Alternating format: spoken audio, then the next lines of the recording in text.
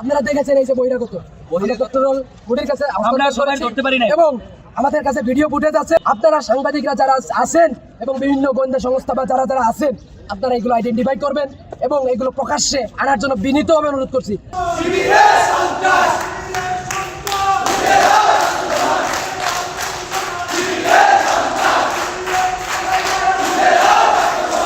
ছাত্র দলের সন্ত্রাসীরা নকল কায়দায় আমাদের উপর আক্রমণ করে। এখানে তারা যে অভিযোগগুলো নিয়ে আসে তারা বাহিরে দাঁড়ানো ছিল, বহিরাগত ছিল, তাদের উপর তাদেরকে শিবিরের উপর দায় দিয়ে এটা হচ্ছে ব্লেম দেওয়া হচ্ছে। শিবির বিভিন্ন ক্যাম্পাসে নাশকতামূলক সন্ত্রাসী কার্যক্রম পরিচালনা করছে। তারই বহিঃপ্রকাশ আজকে বহিরাগত দিয়ে ববি শিক্ষার্থী, সাধারণ শিক্ষার্থী এবং ছাত্র দলের উপরে অতিরিক্ত হামলা।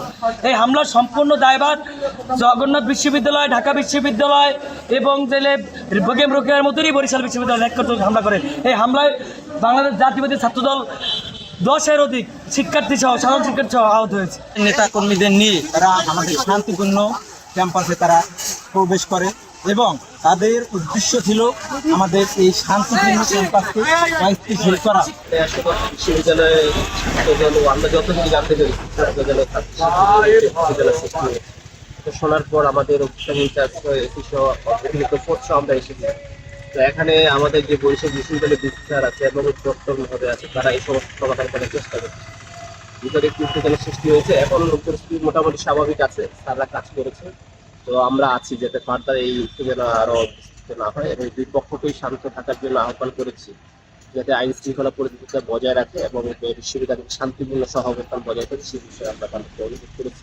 বিশ্ববিদ্যালয়ের পরিবেশ সুন্দর রাখে, শিক্ষা পরিবেশটা বজায় থাকে ছিল যেটা যেন ভবিষ্যতে সে বিষয়ে আমরা আহ্বান করেছি। আর আমরা অতিরিক্ত ফোর্স ডেভেলপমেন্ট করেছি আর আশা রাখি যে সামনে শেষ